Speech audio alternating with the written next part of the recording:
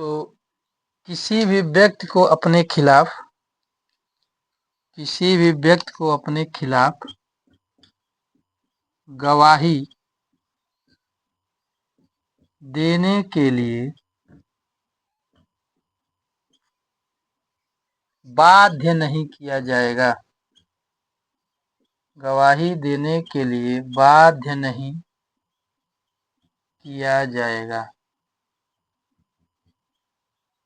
चलिए, तो हम क्या पढ़ रहे हैं? प्राकृतिक न्याय की धारणा, यानी जो प्रकृति हमें न्याय करने का निर्णय देती है उसके अनुसार हमें काम करना चाहिए। तो प्राकृतिक न्याय की धारणा पहली क्या है?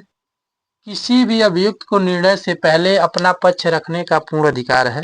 भले ही हमें पता है कि वो मर्डर किया है, बलात्कार किया है, कुछ भी किया है, ठीक, उससे हमें कोई मतलब नहीं, लेकिन उसको भी अपना पक्ष रखने का पूरा हक है, उसको अपना पक्ष रखने का पूरा अवसर मिलना चाहिए ताकि वो बता सके उन परिस्थितियों की किन परिस्थितियों में उसने ऐसा काम किया।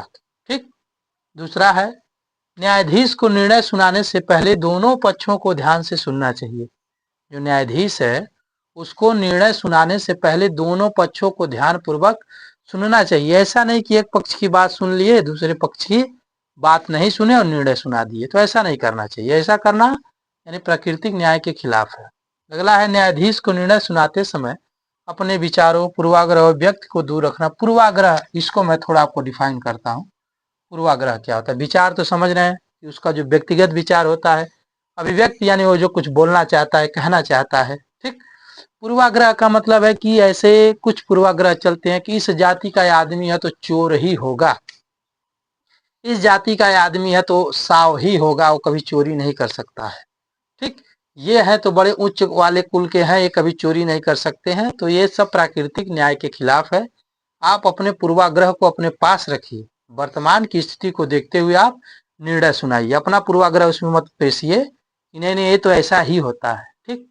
अगला है, निर्णय सुनाते समय सिर्फ निर्णय ही नहीं सुनाना चाहिए बल्कि यह बात भी बताना चाहिए कि किस बात ने किस कारण न्यायाधीश को यहाँ तक पहुंचाया। यानी जब दोनों पक्षों को सुना गया, सुनने में टाइम लगता है, और जब सुनने के बाद जब आप निर्णय सुना रहे हो तो इस बात को कोट करना चाहिए कि आप क्या क्या सबूत मिले और क्या क्या गवाह मिले, क्या क्या तथ्य मिले जिससे आप इस निर्णय पर पहुंचे कि ये निर्णय आपको सुनाया जा रहा है, इतनी सजा है या माफी है, जो भी है, जो भी निर्णय आप सुना रहे हैं उसके पीछे के तर्क को भी बताना चाहिए कि क्यों आप ऐसे निर्णय पर पहुंचे। अगला है, किसी भी व्यक्ति को अपने खिलाफ गवाही देने के लिए बाध्य नहीं किया जाएगा। यानी किसी भी व्यक्ति को, चाहे भले ही वो मर्डर किया हो, कुछ भी किया हो, उसको अपने खिलाफ यानी खुद के खिलाफ गवाही देने के लिए बाध्य नहीं किया। बाध्य का मतलब उसको थर्ड डिग्री टॉर्चर किया जाए, मारा पीटा जाए कि तुम अपने खिलाफ गवाही दो, तुमने ऐसा किया है।